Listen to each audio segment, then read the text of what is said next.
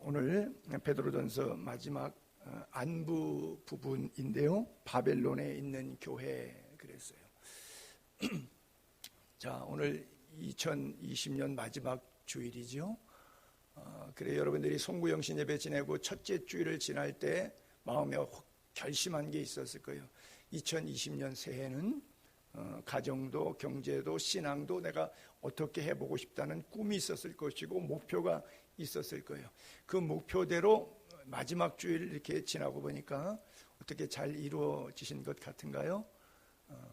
여러분, 성경에 죄라고 하는 단어가 써 있을 때 헬라어로 그 죄를 아말티아라고 써 있거든요. 그래서 하말티아라고 하는 이 말은 관역이 있는데 쐈는데 빗나간 화살이라고 하는 뜻이에요. 목표를 세웠는데 그 꼴 정중동하지 못하고 용두사미가 돼버린 것을 성경에서는 죄라 그래요. 하나님의 목적대로 살아야 되는데 하나님의 선하심, 인도하심을 받지 않고 마귀가 속이는 속임수에 잘못된 길로 접어든 것을 죄라고 그렇게 말하죠. 그래서 하나를 돌아보면서 우리가 말씀 앞에 정중동한 그런 삶인지 아닌지 돌아보는 깊은 은혜가 있기를 바라고요. 특별히 이 석절에 베드로전서를 마감하면서 교회 이야기를 하고 그 교회 안에 두 명의 인물 마가와 실로아노라고 하는 인물을 통해서 안부로 마감하고 있어요. 근데 그 교회를 바벨론에 있는 교회다 이렇게 이야기하고 있거든요. 이 바벨론에 있는 교회의 두 인물을 통해서 오늘 우리들에게 주시는 하나님의 음성 들을 수 있는 축복이 있기를 바랍니다. 자, 12절 13절에 내가 신실한 형제로 하는 실로아노로 말미암아 너희에게 간단히 써서 권하고 이것이 하나님의 참된 은혜임을 증언하노니 너희는 이 은혜에 굳게 서라. 택하심을 함께 받은 바벨론에 있는 교회가 너희에게 문안하고 내 아들 마가도 그리하느니라. 그래서 바벨론에 있는 교회 그리고 거기에 특징적인 두 인물을 문안하는 것으로 마감하고 있어요. 실로아노라고 하는 인물은 신라라고 하는 인물과 동일한 인물입니다. 왜 성경에 보게 되면 시몬을 베드로라고 이렇게 부르고 사울을 또 바울이라고 부르는 것처럼 마가도 라틴식 발음이 마가인데 유대인인데 유대식 이름으로 하게 되면 요한입니다. 존. 그래서 마가 요한 이렇게 같이 불러 쓰기도 하죠. 두 가지 이름을 갖고 있는 거죠. 예수님의 제자 가운데 나다나엘도 워낙은 바돌로메 나다나엘 같은 이름을 쓰고 있죠. 어쨌든 먼저 신라를 거명하고 있는데 저 신라는 어떤 사람이냐, 예루살렘 교회 평신도였었습니다. 그런데 열심히 기도하고 성경 있는 가운데 초대교회 7 집사처럼 성령이 충만해서 때때로 말씀을 복음을 전하는데 듣는 회중이 많은 은혜를 받아서 영적으로 권위를 좀 갖춘 인물이에요. 시기적으로는 한 45년경 주전 바울이 깨지고 1차 전도여행을 돌아왔을 때 이방인이 구원받았는데 전통적으로 유대인들은 아브라함의 자손이기 때문에 할례를 받음으로 구원의 상징이 되었는데 이방인들은 나면서부터 할례를 받지 않는데 그들도 구원받았는가 이런 문제론에서 이스라엘 사람들이 이런 주장을 했어요. 이스라엘 사람이 아니라도 구원은 받을 수 있는데 성령을 통해서 구원받은 자도 할례를 받아야 완성이 된다. 그러니까 할례가 결국 구원의 통로와 도구가 됐단 말이죠. 그래서 바울은 이게 아니다 설왕설래하는 가운데 예루살렘 교회 두 기둥 베드로와 야고보가 이 문제를 이야기해 줍니다. 그래서 베드로가 고넬료의 가정 이태리 백부장의 가정 가이사랴에 가서 그에게 메시지를 전할 때 성령이 임해서 성령의 충만을 받고 예수 믿고 구원받은 이야기를 쭉 설명을 합니다. 그래서 이방인 가운데 그가 성령의 역사로 예수 믿고 구원받았기 때문에 육체적 할례와 율법을 안 지켜도 구원받는다.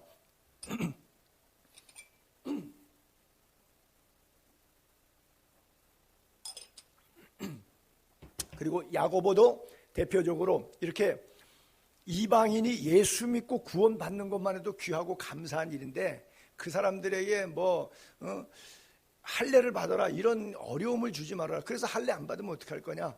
그러니까 그렇게 하지 말고 덕이 안 되는 부분이 몇 가지가 있는데 이방인들의 옛 습관대로 살면, 그래서 예수 믿은 다음에 율법이지만 할례는 안 해도 되는데 요 한 4가지 정도는 압축해서 좀 지켰으면 좋겠다, 이러고 편지를 썼어요. 그게 예루살렘 제1차 종교회의의 시작이고 내용이고 결론입니다. 그 4가지가 우상제물 먹지 말아라, 그 다음에 목매어 죽은 거 먹지 말아라, 피채 먹지 말아라, 음행하지 말아라. 요 4가지는 할례를 안 받아도 예수 믿은 사람이면 율법에 불과하지만 그래도 덕을 위해서, 신앙을 위해서, 또 더 많은 영혼들을 그리스도의 자리로 초청하려면 그 정도는 지키는 사람이 얘기해야, 전도해야 좀 말빨이 쓰지 않겠느냐, 그런 내용을 글로 써서 전달하는데, 저기서 왔던 안디옥 교회의 바나바와 바울만 돌려보내서 그 얘기를 전달하면 좀 힘이 없을까 봐 예루살렘 교회 좀 지도자층에 있는 실라와 유스도라고 하는 2사람을 같이 보내게 된 겁니다. 그래서 안디옥 교회에 도착해서 이방인 사회의 구원의 역사에 대해서 예루살렘 교회가 결정해 준 내용을, 총회 결정사항을 선포하게 했습니다. 그러니까 아주 큰 책무를 맡은 사람이죠. 그리고 이제 안디옥에서, 터키 안디옥이고 예루살렘 이스라엘이죠. 상당히 먼 거리죠. 그저 한 1000km 가까이 될 터인데 한 800km 정도. 거기서 다시 이제 내려와요. 근데 유시도만 내려오고 신라는 남습니다. 그리고 사도 바울이 2차 전도행을 떠날 무렵에 바울과 같이 가요. 워낙은 바울과 바나바가 같이 갔는데 1차 때는 마가 요한이 같이 갔습니다. 근데 마가 요한이 밤빌리아에서 너무 배멀미하고 고생하고, 또 사이프러스성 구브로라고 하는 곳에서 사도 바울이 40에 하나 감한매, 39대 태형 매를 맞고 뭐 이런 너무 비참한 모습을 보다 보니까 내가 이게 선교사님 함부로 따라갈 문제가 아니구나, 이게 너무 힘들다, 이래갖고 밤빌리아에서 나 엄마 집으로 돌아갈래, 예루살렘으로 그냥 터키에서 이스라엘로 그냥 배 타고 그냥 내뺐어요. 그래서 이제 사도 바울이 살짝 그때 좀 열이 받았어요. 이렇게 신앙생활해서 되겠는가, 고난이 와도 잔맷집이 있어갖고 마지막까지 천국 소망으로 같이 가야지. 그래서 이제 마음속에 담아놓는데, 끝나고 2차 전도행 재출발할 때 바나바가 마가 요한 데려가자 그랬더니 안 된다. 1차 때 실패했는데 한번 버르장머리가 이러면 가서 또 곤란한, 지난번에 우리가 힘들었는데 또 힘들어진다, 데려가지 말자.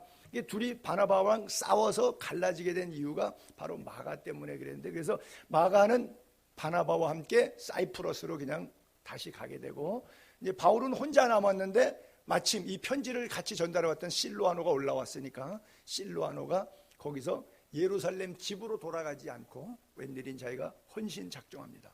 제가 사도 바울을 따라 평생 풀타임 선교사로 헌신하겠습니다.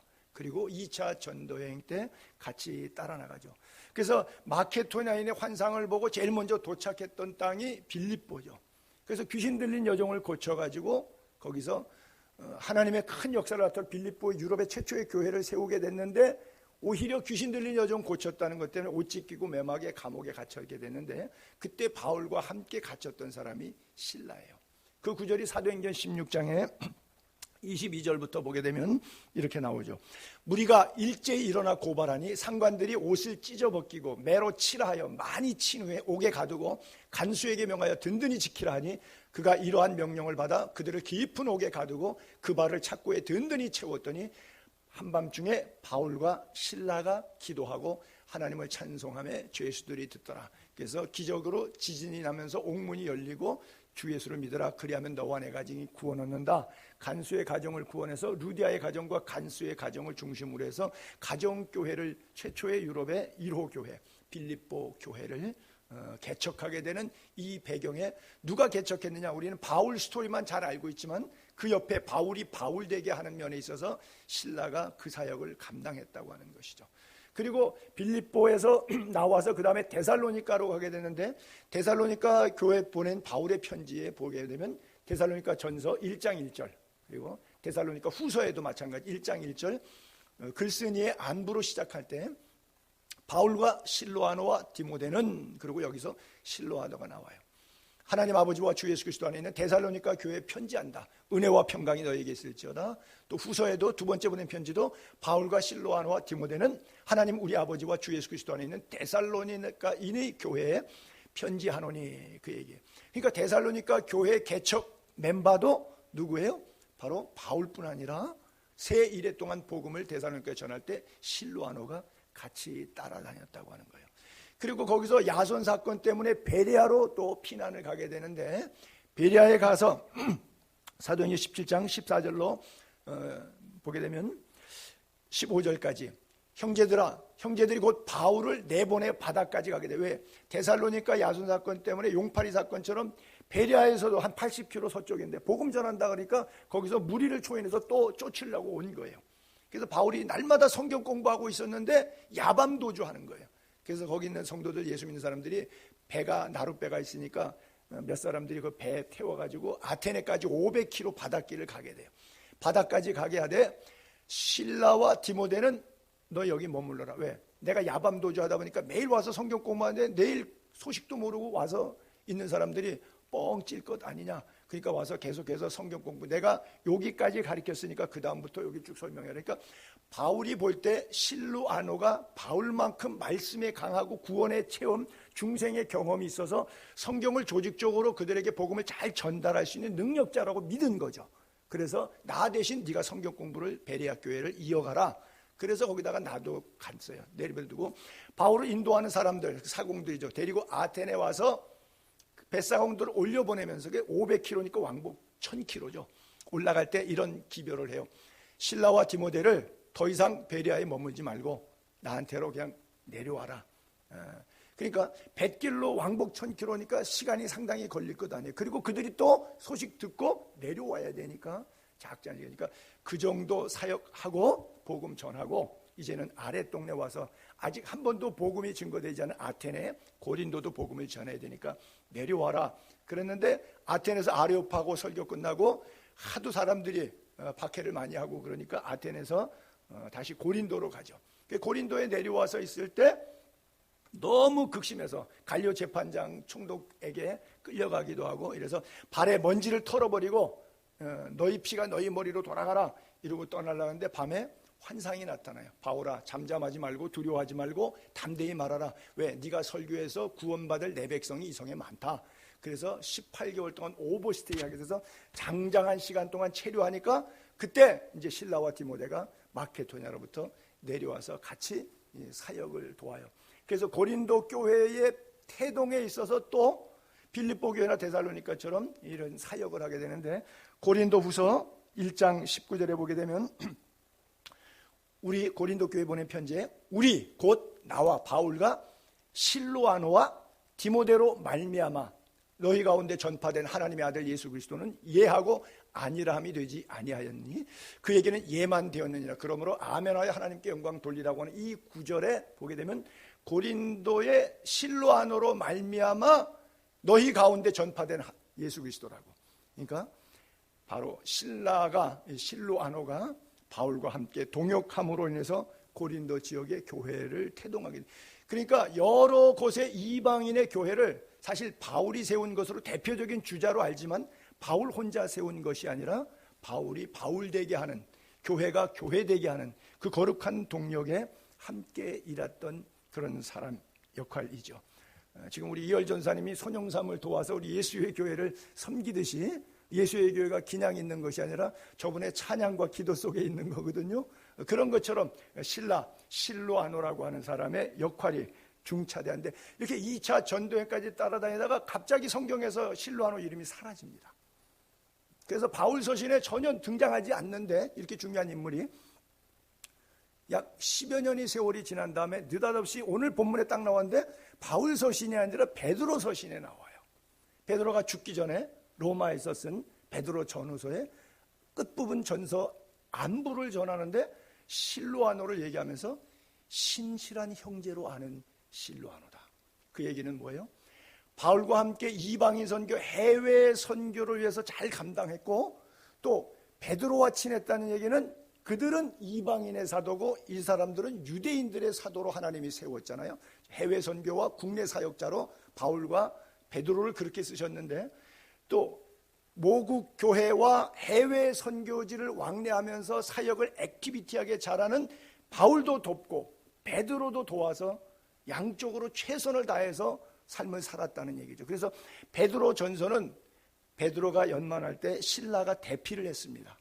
이 설교문을 말할 때 받아 적은 사람이 바로 신라예요. 그리고 이것이 베드로전서 1장 1절 시작할 때 보면 흩어져 있는 나그네, 그래서 본도, 갈라디아, 갑바도기아, 아시아 여기다가 편지를 보낸다는데 이거를 전달한 사람이, 그 넓은 터키 영역을 다 전달하고 다는 사람이 신라예요. 대단하죠.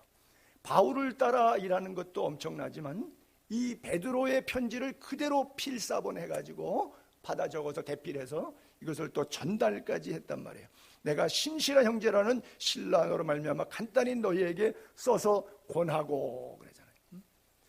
그러니까 실로아노라고 하는 사람이 갖고 있는 입장이 너무너무 귀한 거예요. 우리가 사실 실로아노 뭐 이름 어떤 분은 여기서 처음 들어보는 분도 있을 거예요. 뭐 베드로, 바울, 뭐 마리아 많이 들어봐서 중요한 인물로는 전혀 생각하지 않았을 텐데 초대 교회사에 있어서 이렇게 이름 없이 빛도 없이 자기를 드러내지 않고 교회가 교회되게, 예배가 예배되게, 목회자가 목회자되게, 선교사가 선교사다운 사역을 잘 감당할 수 있도록 손과 발이 되어줬던 훌륭한 사람.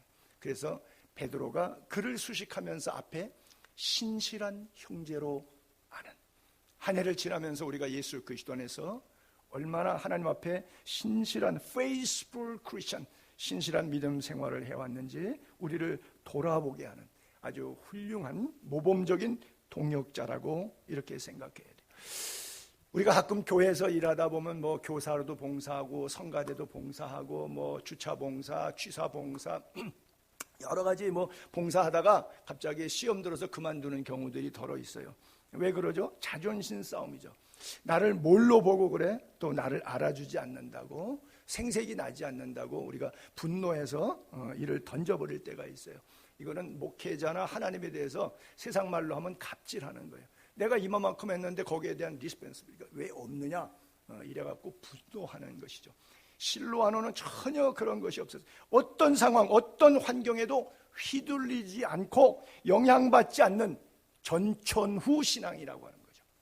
비가 오나 눈이 오나 바람이 부나 흔들리지 않고 자기 자리를 지키며, 왜? 중심에 하나님만 바라보니까 사람과 상황과 환경과 물질의 지배를 영향을 받지 않는 거죠. 포커스가 하나님께 되어 있으니까 사람을 두려워하지 않네. 그렇다고 아나무인이 아니라 밑에서 섬기는 서번트 리더, 그러니까 리더십을 가졌는데 섬기는 리더십은 예수 그리스도의 마음을 가진 사람이죠. 중심에 하나님만 바라보니까. 어떻게 그럴 수가 있느냐? 이 사람 생각 속에서 Only God knows, 하나님은 아신다. 다른 사람 몰라도 오직 하나님은 다 아신다. 그리고 하나님은 나를 기억하신다. God remember me, 하나님 나를 기억하고 있다. 이 사상이 하나님이 아신다, 하나님이 나를 기억하신다. 여러분 아모스서 8장 7절에도 보면 여호와께서 야곱의 영광을 두고 맹세하시되 내가 그들의 모든 행위를 절대로 잊지 아니하리라. 하나님께서 모든 행위, 선악 간의 모든 행위를 절대로 잊지 않는다. 요한계시록 2장 에베소 교회에 편지할 때도 2장 1절부터 에베소 교회 사자에게 편지하라. 내가 너의 행위, 너의 수고, 너의 인내를 안다. I know, 안다. 또 내가 참고 예수 그리스도의 이름을 위하여 견디고 게으르지 않게 신앙생활한 것을 안다. I know. 모든 것을 아시는 하나님, 보시는 하나님, 눈을 지으신 하나님이 보시고 귀를 지으신 하나님이 듣고 계신다고 하는 것이죠. 우리가 좋아하는 복음전상, 복음성가에도 당신의 섬김, 당신의 겸손, 당신의 믿음, 당신의 순종, 당신의 사랑, 당신의 모든 찬송들이 천국에서 해같이 빛나리, 그런 찬양이 있을 때 거기 가사에 보게 되면 후렴에 주님이 기억하시면 좋가리, 그렇죠? 주님이 기억하시면 좋가리. 천사도 흠모하는 아름다운 그 모습, 천국에서 해같이 빛나는 거예요. 여러분들의 삶이 헌신과 인격적 모든 봉사 내용들이 실로아노와 같이 신실한 것이 될 수 있기를 바랍니다. 그래서 교회 공동체 안에는 그 누구도 뭐 이렇게 아래 위가 없어요. 목사님은 뭐 대표고 그렇지 않아요. 기능상 그럴는지 몰라도 모두가 모두에게 다 필요한, 저에게는 여러분이 필요하고 여러분 사이에서도 서로 필요한 도움이 필요하고 또 여러분에겐 제가 또 필요하고, 그래서 교회 안에는 그 누구도 필요 없는 불가치한 존재, 당신 쓸데없는 사람이야, 우리에게 아무것도 안 돼, 도움이 안 돼, 이런 사람은 아무것도, 초대교회나 오늘날 모든 교회에 이르기까지 그 누구도 불필요하거나 연약해서 쓸모없는 그런 존재는 아무도 없다라고 하는 거예요. 특별히 고린도전서 12장이 은사장인데, 은사를 주신 이유가 덕과 유익을 위해서인데 이렇게 표현하고 있어요. 몸과 지체로 얘기해서 몸이 하나인데 많은 지체가 있는 것처럼 21절부터 보면 눈이 손 보고 내가 너를 쓸데없다 하거나, 또한 머리가 발 보고 내가 너를 쓸데없다 그렇게 뭘 할 수 없다는 거죠. 그뿐 아니라 더 약하게 보이는 몸의 지체가 도리어 요긴하죠. 우리가 몸에 덜 귀히 여기는 그것들을 더욱 귀한 것으로 입혀주고, 하나님이 몸을 고르게 하여 부족한 지체에게 귀중함을 더하사 몸 가운데 분쟁이 없고 오직 여러 지체가 서로 같이 돌보게 하셨느니라. 지금 육체를 교회 성도의 공동체 기능으로 표현했는데 그렇잖아요. 어떤 사람이 굉장히 건강해요. 이도 나이가 80이 넘는데도 이도 돌도 씹을 정도 건강, 위장도 소화 잘 시키고요, 관절염도 없어갖고 걷기도 잘하고 다 좋아요. 단 췌장이야 나빠요. 그래서 췌장암으로 돌아가셨대요.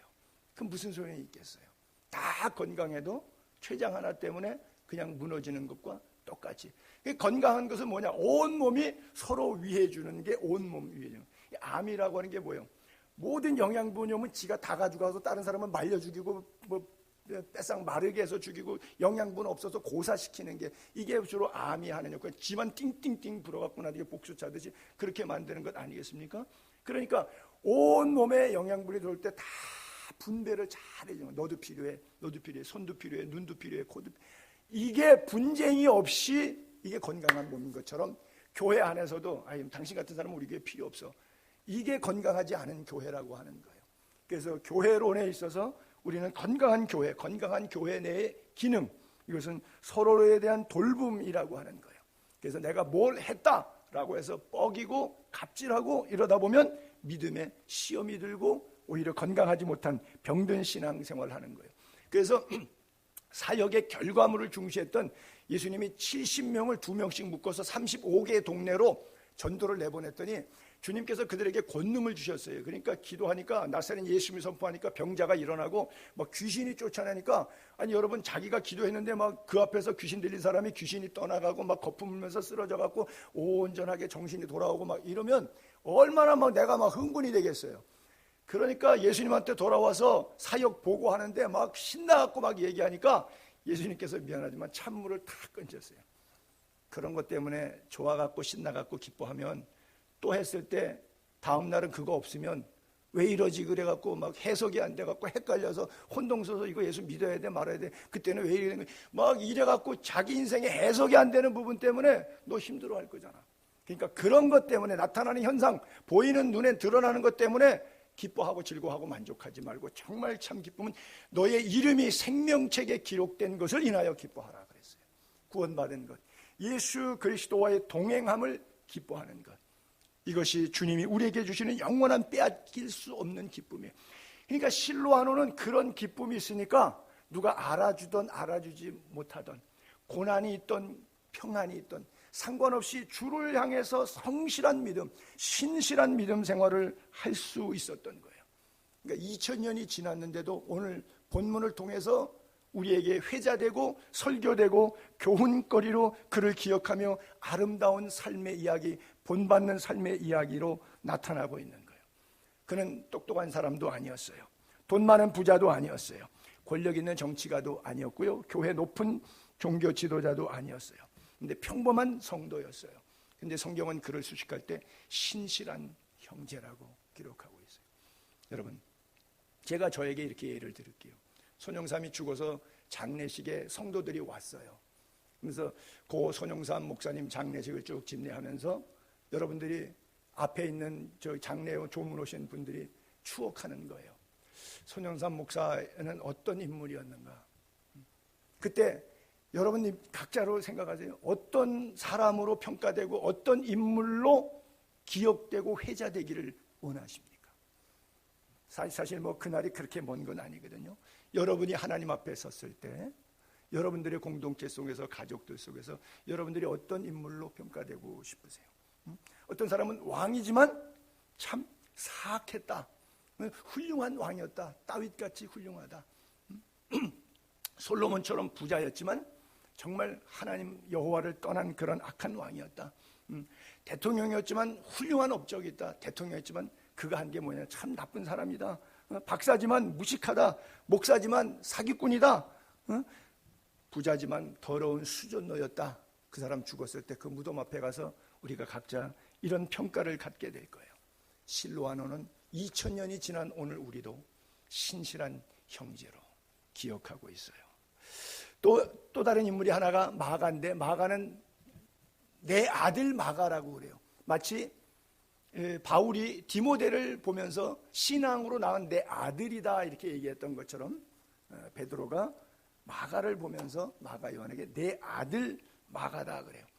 이 마가는 성경에 마태, 마가, 누가, 요한 4복음서에 두 번째 나오는 마가복음의 저자입니다.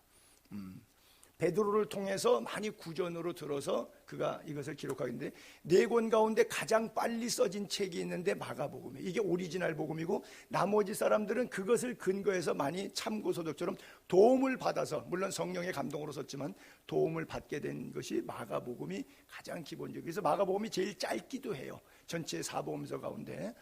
그런데 이 마가는 영적인 그 배경이 참 좋았어요. 어린 시절에 예수님이 자기 집을 들락날락했어요.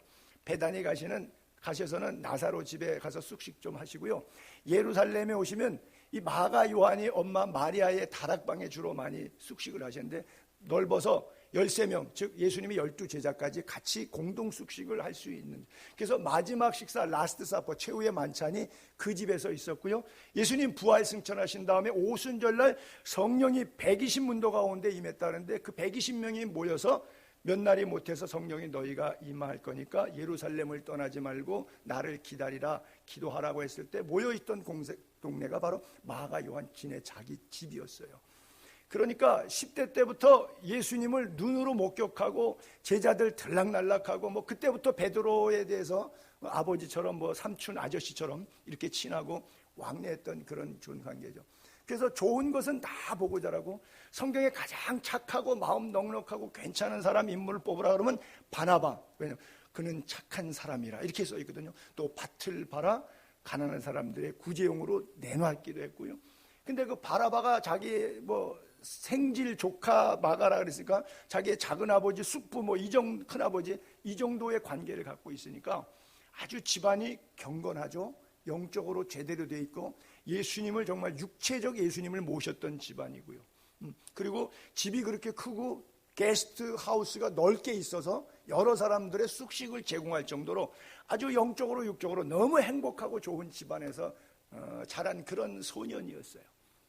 그런데 아마 또 너무 부잣집에서 잘 자라면 스포일 되듯이 좀 이제 그도 실패담이 두 가지가 나오는데, 고난을 견디기가 어렵죠. 너무 잘 먹고 잘 살다 보면 조금 힘들면 힘든 사람들은 그게 당연하게 생각하는데, 그렇지 않고 편한 세대는 그걸 못 견디죠. 용두사미처럼. 마가복음 14장 그가 쓴 편지입니다. 마가복음 14장 50절에 보게 되면 예수님이 겟세마네 동산에 와서 로마 군인들에 의해서 전부 다 잡혀가니까 놀래갖고 제자들이 다 도망가요.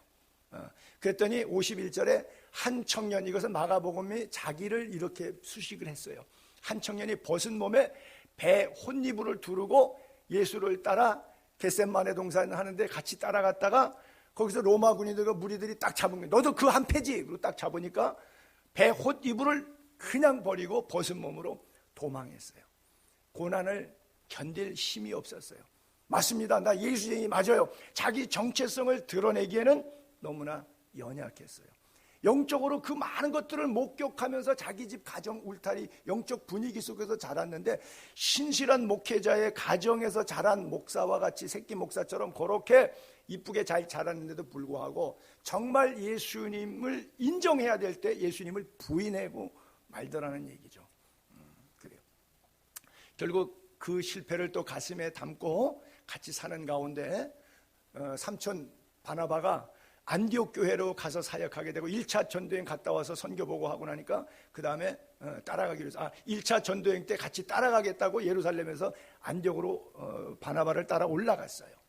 그래서 바나바와 바울이 선교사로 갈 때 마가 요한을 수행원으로 데리고 갔습니다. 근데 뭐 사이프러스 섬에서 고생하고 뭐 배멀면 그러니까 밤빌리아 버가에 갔을 때 너무 지쳐갖고 내가 계속 따라가다가는 나도 제명에 못 살겠구나. 그래서 그냥 나 엄마 집으로 갈래. 그러고서 예루살렘으로 배 타고 다시 내려갔어요. 그 구절이 사도행전 13장 13절에 보게 되면 바울과 및 동행하는 사람들이 바보에서 배 타고 밤빌리아에 있는 버가에 이르니 요한은 마가 요한인데 그들에게서 떠나 예루살렘 집으로 가버렸어요.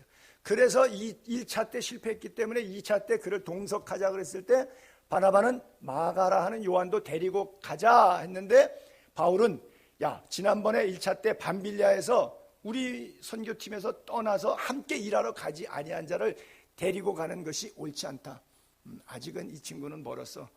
깨지려면 한참 더 가야 돼. 그리고 그를 데려가지 않죠. 그래서 사실 바나바와 바울이 다투어서 심히 갈라지게 되는 그런 아픔의 배경을 만든 장본인도 이 친구였어요.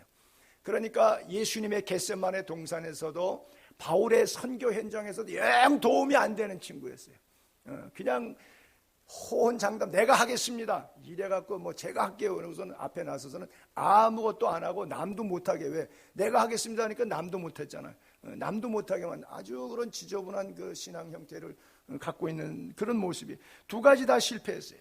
근데 세월이 한 12년쯤 흘렀고 또 이 베드로 전서를 기록될 때 내 아들 마가라고 표현될 때쯤에는 이미 나이도 조금 먹었고 조금 성숙하게 됐어요.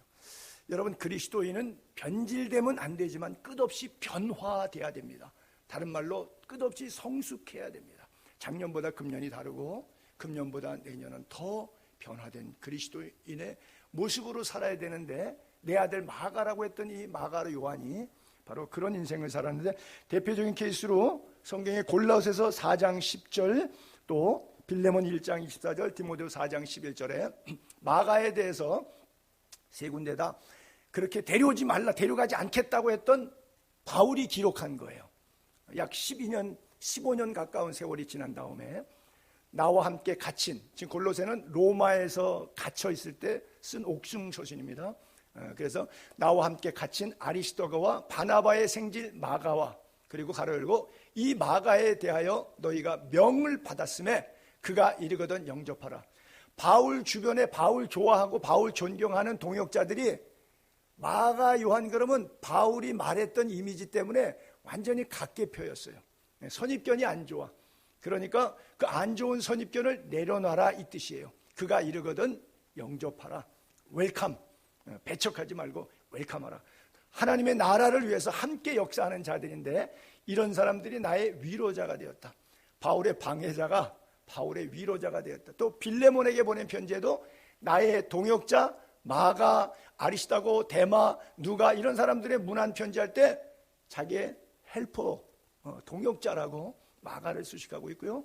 바울의 마지막 서신 디모데후서 로마의 감옥에 순교하기 직전에 쓴 편지에는 너가 올 때, 저것은 디모데에게 말하는 거예요. 에페소에 있었어요. 그때 로마로 올 때 마가를 데리고 와라. 왜? 그가 나의 일에 유익하니라 그랬어요. 마가가 완전히 변한 것이죠. 베드로와 바울 사이를 왕래하면서 바울에게 실패했던 것을 베드로를 통해서 완전히 회복했기 때문에 이후에 아버지 베드로를 받드는 마음으로 사도 바울에게 유익한 위로자가, 협력자가, 동역자가 되었다고 하는 것이죠. 그래서 우리는 한 번 찍으면 영원히 찍어버리는데 그게 아니라 한 번 찍힌 것 때문에 마가가 가졌던 영적인 육적인 부유한 환경 속에서, 왜 우리말로 오렌지족이라 그러잖아요. 북한식으로 말하면 놀쇠족이라고 그러고 미국에는 요즘에 욜로족이라고도 하는 표현인데 이런 족이 될 수밖에 없을 만큼 신앙이 엉망이었지만 한 해 한 해를 지나면서 오히려 더 나빠지는 변질이 아니라 좋은 쪽으로 방향을 선회돼서 성숙한 그리스도인으로 변화되었다라고 하는 것이죠. 그래서 도망자에서 함께 하는 자로 변화되었고, 온전한 믿음으로 천국을 소망하기 때문에 고난을 두려워하지 않고 사도 바울과 함께 감옥에 갇힐지라도 함께 거하는, 도망자가 함께 거하는 자로 바뀌지 않습니까? 그래서 작은 일에도 충성하고 사소한 일에도 그냥 심부름꾼으로, 물 한 컵 떠다 주는 심부름으로만도 자기는 만족하게 생각하는 거예요. 사실 그가 사역할 때 1세기 교회 바울 서신의 내용에 보게 되면요, 디모데를 에페소 교회 담임 목사로 파송하고요, 디도를 헬라 사람인데 크레테 섬으로 파송을 합니다. 또 아볼로는 이대 교역자로 고린도에 파송하고요, 또 골로새 교회에 빌립보 교회 에바브로 디도를 보내고 에바브라를 골로새 교회에 보내고요, 이런 사람들을 보내는데, 마가 요한은 잘 사는 집안의 자제죠. 예수님 늘 젊었을 때 봤죠. 성령 강림, 우리 교회에서 예루살렘 신약교회가 제일 먼저 우리 집에서 시작됐죠. 뭐 길에서 바나바와 같은 삼촌 백그라운드를, 이런 사람인데 맨날 물만 날려라 그러고 교회를 맡겨주고 담임 자리를 안 줘. 심지어 디모데 같은 건 예배소 교회 다니는데, 디모데는 누구예요? 엄마가 이스라엘 여자인데 남자는 그리스 남자, 이방인이잖아. 특별히 유대인에게 있어서 이방인과의 결혼은 이거는 각계 표시인데, 그 속에서 나는 혼혈, 요즘도 혼혈에 대한 인상이 조금 그렇지만 많이 좋아졌죠. 예전에 2000년 전에 유대인 입장에서의 이방인과 관계 속에서 혼혈은요, 인간 취급도 안 한 그런 디모데를 에베소 교회 담임으로 보내고, 뭐 말도 안 되는 할례도 못 받은 디도 같은 사람을 크레테 섬의 담임 목사로 막 파송하는데, 자기는 맨날 물만 떠오라고 옆에 수행원으로만 두고 뭐 중책을 맡겨주질 않아. 얼마나 열받겠어요. 근데 얼마나 깨지고 은혜가 됐는지 거기에 대한 바더를 전혀 느끼지 않아요. 우리가 왜 교회에서도 임직 될 줄로 생각했다가 임직 안 되면 뭐 교회 옮기는 이런 일들이 비일비재하게 있잖아요. 그 예화집에 보니까 베토벤이 소나타를 연주하는데, 옛날에 악기는 엉망이잖아요. 그러니까 뒤에서 펌프로 이렇게 막 바람을 줘갖고 올겐을 연주시켰는데, 그 소나타를 막 연주하니까 그 올겐 뒤에 있어서 보이지 않는 데서 그냥 악기가 연주될 수 있도록 펌프질하는 사람에게 너 연주자가 누군 줄 아냐 물었더니, 이 사람이 누군지는 나는 모르고요, 나는 그냥 펌프질만 하는 사람일 뿐이에요. 여러분, 그러나 그가 펌프질 했기 때문에 베토벤의 소나타가 연주될 수 있는 거예요. 그가 펌프질 안 하면 베토벤도 소용없는 거예요. 우리 교회가 작지만 미자립 교회를 위해서 기도하고 헌신하고 해외 선교를 섬길 수 있고, 작지만 교회에서 하나님께서 불러시키는 일을 감당할 수 있는 것이 손용삼이가 해서 하는 겁니까? 전혀 아니죠. 여러분들의 눈물, 여러분들의 물질, 여러분들의 헌신, 여러분들의 섬김들이 안 보이게 펌프질 하니까 제가 앞에서 연주하는 거예요.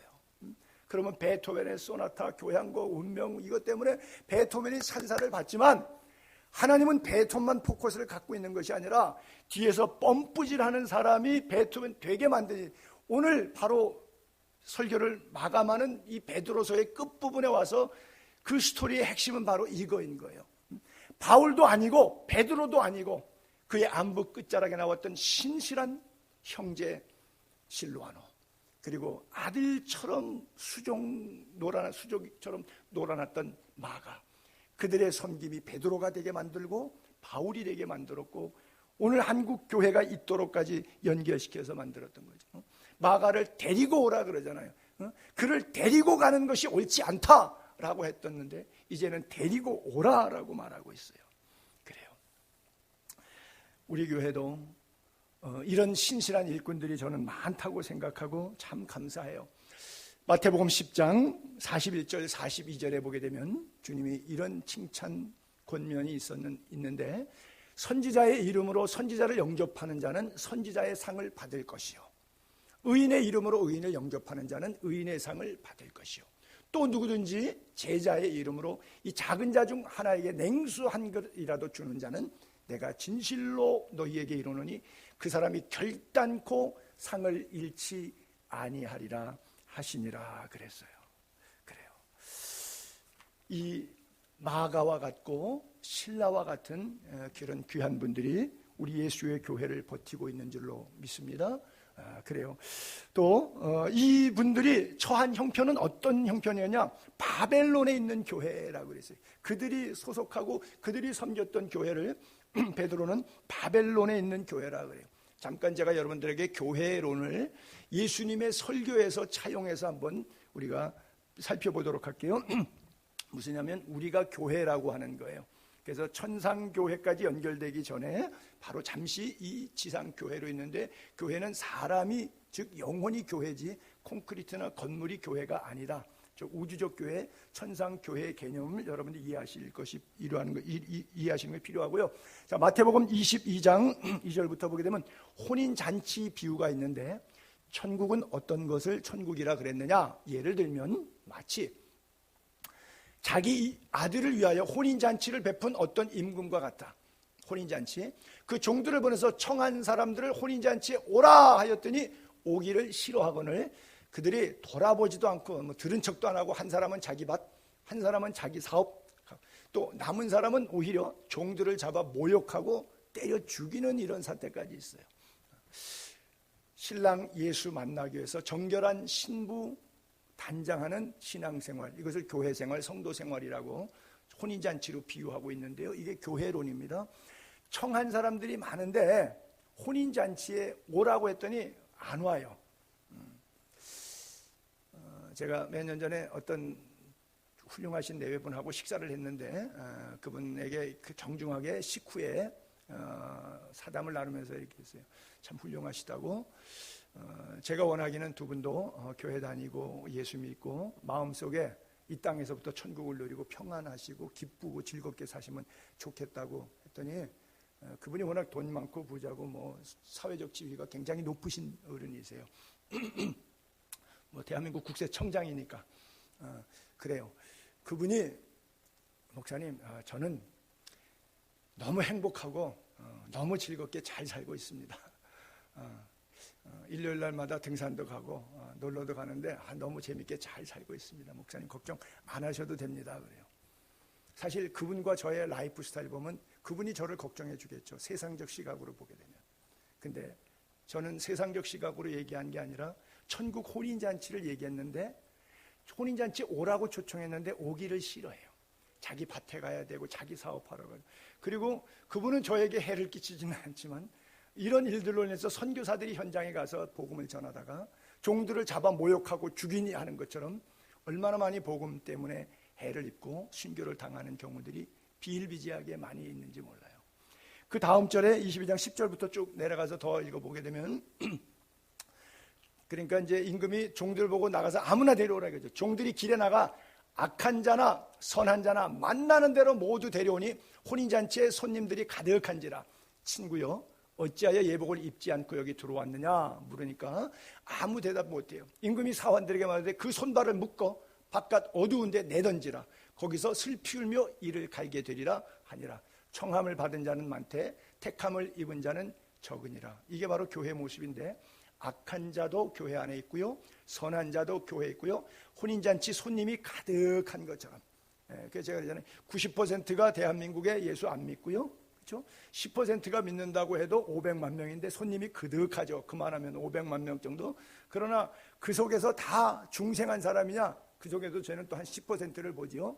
그러면 사람들이 그래요. 왜 교회 사람들이 싸우고 저렇게 악하냐 그러는데요. 교회는 악인들이 오는 데입니다. 선인 오지 않아요. 선한 사람은 자기 윤리, 자기 도덕으로 나는 교회 안 다녀도 선하게 살다가 죽을 수 있기 때문에 괜찮아 그러고 안 오세요. 그래도 내 마음속에 의지해야 될 분이 주님이라고 하는 뭔가 마음의 끌림이 있기 때문에 교회에 나오시는 분이거든요. 그러니까 다 죄인이 오는 거예요. 죄인이 와서 말씀을 통해서 회개하고 의인으로 필터, 여과기가 되는 장소가 바로 예배당인 거고, 말씀의 역할이 바로 그거죠. 그러니까 손님들이 가득하지만 여기서 옷을 갈아입는 깔때기를 통해서 여과기, 필터가 돼서 옛 사람의 옷을 벗어버리고 새 사람으로 옷 입어야 되는데, 이것을 세마포 또는 예복이라고 이렇게 비유한 것이고요. 근데 교회 와서도 10년, 20년 됐는데 세상에 살던 스타일하고 똑같이 살면서 예수 믿는다고 하는 것이죠. 그것은 천국 갈 만한 믿음, 그 믿음이 너를 구원하겠느냐? 안 된다고 하는 것이죠. 그래서 결국은 슬피 울며 이를 갈미 된다. 구원의 자리에 못 들어간. 그래서 청함을 받은 자는 많대. 초청장 다 받는다고 다 가진 않죠. 택함을 입은 자는 적으니라. 그래서 택함을 입은 바벨론에 있는 교회라고 지금 설명하고 있는데, 그 교회론을 설명하면서 교회를 선택적이라고.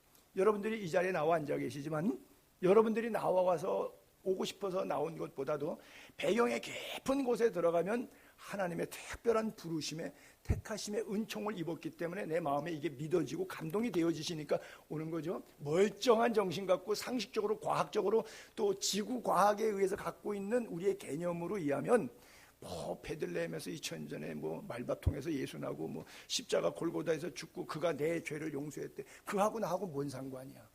이게 믿어질래야 믿어질 수 없는 스토리예요. 이것이 내 생명의 주인 나의 창조주 하나님이 나의 구원을 위한 하나님의 사랑의 표현인 것이 믿어지는 것 자체가 기적이죠. 하나님의 특별하신 택하심을 입었기 때문에. 그래서 택하심을 입은 교회다. 근데 그 교회가 어디에 있느냐? 바벨론에 있는 교회라 그래요. 바벨론을 두 가지로 이해할 수 있는데요. 하나는 문자적인 바벨론, 그래서 실제 지금 바벨론이 이라크 땅이잖아요. 그래서 이라크에서 편지를 썼다는 설도 하나 될 수 있고요. 또 영적인 의미로서 바벨론은 여러분 바벨탑 아시죠? 이 바벨탑이라고 하는 것이 창세기 11장에 인류가 타락할 때 하나님께서 홍수로 멸하셨더니 하나님의 진노 채찍을 피하겠다고 탑을 쌓았는데 하나님께서 안 되겠다 그래서 종족 언어를 흩어버리셨어요.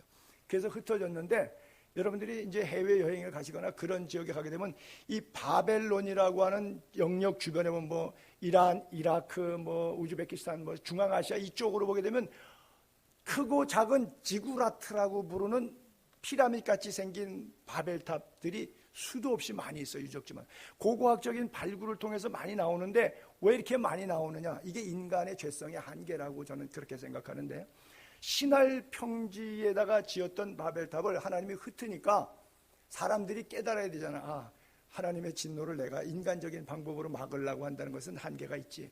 그리고 돌아가서 바로 살아야 되는데 돌아가서 흩어져서 말통하는 사람들끼리 진 거예요. 또 진 거예요. 그러니까 수도 없이 고고학적 유적지 발굴하는 데마다 지구라트가 신할 평야라고 했던 바벨론 주변에 이렇게 나오는 거예요. 그게 바로 바벨이 혼돈이에요. 왜 혼돈이 뭐 헷갈리게 한다는 거예요. 뭐가 하나님의 말씀이고 뭐가 사탄의 유혹인지 완전히 뒤집어 놓고 말도 안 통하고 마음도 안 통하고 혼란스럽게 혼동스럽게 사람을 빠지게 하는 것, 이게 바로 사탄의 작전인데, 그 작전에 속아서 흩어졌으면 흩어져서라도 바른 예배의 삶을 사는 또 그걸 짓더라고 하는 것이죠. 이게 인간의 본질적 모습이에요. 그리고 그 중에서 하나가 이름을 론이라고 해서 바빌로니아, 그게 지금 그 땅 그대로예요. 근데 586년 BC에 2500년 전에 느부갓네살 왕이 유대 땅을 점령하면서 유대의 마지막 20대 왕 시드기야 문 보는 앞에서 아들들 왕자들 다 죽여버리고, 눈앞에서 아들들 죽이고, 그 다음에 아들들 다 죽은 다음에 두 눈을 빼버리고 그리고 끌고 가버려요. 비참한 세월을 가게만. 그리고 백성들 1차, 2차, 3차에 걸쳐서 포로로 다 붙잡혀갑니다. 에스겔도 포로로 붙잡혀가고 전부 다 포로, 다니엘도 붙잡혀가고 다 붙잡혀 포로 생활을 붙잡혀. 그러니까 이스라엘 유대인들의 생각 속에 바벨론 그러면 우리의 철천지 원수, 우리들의 신앙과 우리들의 여호와 유일신 하나님을 섬기는 것들을, 성전을 느부갓네살이 회파시켜 버렸잖아요. 성전을 불태워 버렸잖아요. 그래서 불탄 성전을 다시 세우려고 솔로몬 성전 무너진 것을 고레스에 칙령해서 스룹바벨이 와서 성전 짓고, 성벽 다 무너진 거 느헤미야가 와서 성벽 다시 세우지 않습니까? 성전을 불태우고 하나님의 백성들을 이렇게 비참하게 만든 사람들의 원흉이 바벨론이에요.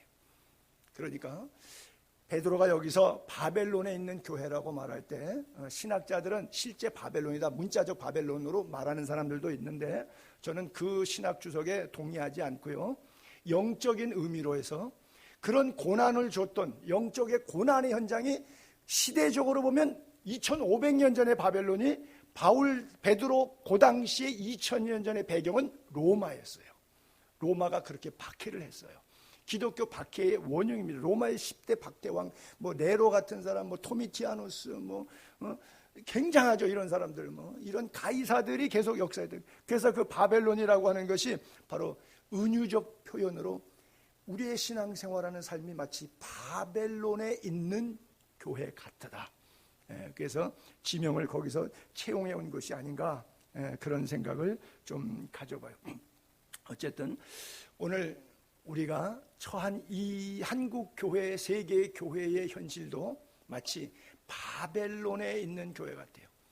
그 당시 느부갓네살 왕이 또는 때때로는 바로 왕이 그런 존재들을 통해서 힘들게 했는데, 지금은 똑같은 왕인데 왕관을 쓰고 있는데 이 바이러스가 왕관을 쓰고 있잖아요. 얘가 이름이 코로나라고, 왕관이라고. 그래서 얘가 지금 바벨론과 같은 상황으로, 요한계시록 27장에도 큰 음녀, 큰 바벨론이라고 표현하고 있거든요. 사탄의 원흉, 이것을 바벨론으로 표현하고 있거든요. 그러니까 그가 예수 못 믿게 하고 예배 방해하고 이런 일들이 오늘 이 땅을 덮고 있지 않습니까? 여러분, 감염병 예방법이라고 하는 미명하에 예배 금지, 모임 금지, 찬송 금지, 금지되는 것이 한두 가지가 아니죠. 그렇죠? 그리고 공문에 보게 되면 말로는 이렇게 써요. 비대면 예배만 허용합니다. 허용이라고 하는 단어를 볼 때 약간 속이 조금 언짢더라고요. 예배를 당신들이 허용한다, 안 허용한다, 행정적으로 문자화해갖고 예배를 허용을, 그것도 비대면 예배만, 그리고 허용한다. 이 글을 하나님이 보실 때 하나님의 마음이 어떠실까? 물론 저는 목사 입장에서 개인적으로 이 모든 것들을 그리스도인들이 수용하고 왜 이런 사태가 왔는지 우리가 회개할 문제지, 나라나 정부나 정치 지도자들에게 그 화살을 돌릴 필요는 없다. 저는 개인적으로 그렇게 믿고 생각하고 가르칩니다. 이런 모든 과정을 통해서 우리는 우리 스스로를 돌아볼 필요가 있죠. 어쨌든 9월 달에 통과된 법안에 의해서 12월 30일 돌아오는 수요일 이후부터 교회에서 예배 중에 감염병자 나오면은 법으로 교회를 완전 폐쇄할 수 있고요, 십자가 간판 다 뜯어내릴 수 있도록 법제화했습니다. 그게 벌써 이미 9월 달에 통과가 됐고 발효 시기를 12월 30일부터로 이렇게 시행이 나왔습니다. 그래서 목사님들이 이건 교회 폐쇄법이 아니냐, 근데 300만 원 벌금도 아니고 이거는 구상권 청구도 아니고 그냥 교회 자체를 문 닫아라.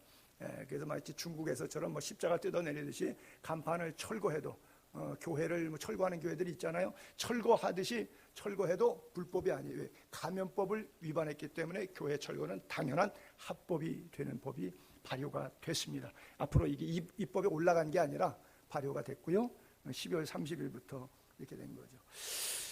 여러분, 이 코로나 시대가 돼서 명절에 추석 때 저기 가지 말라고, 부모님 찾아뵙지 말라 그래서 다들 명절에 연말연시 휴가 때 가겠습니다 이랬는데, 연말연시 때는 더 못 가는 이런 세대가 됐는데, 이것이 빨리 좀 완화되기를 바라는데, 왜냐하면 이제 부모와 자식 사이에 또 친구, 성도 사이 이 거리감이, 이게 피곤도가 가중되면서 앞으로 심리적으로 리스펙트가 서로 없을 것 같아요. 그래서 마음이 많이 무너지고 불효하고 관계가 깨지는 것을 지극히 당연하게 받아들이는데, 이거 누가 하는 짓이에요? 이 코로나가 이런 것을 만들었거든요. 어떤 사람이 만든 게 아니란 말이죠.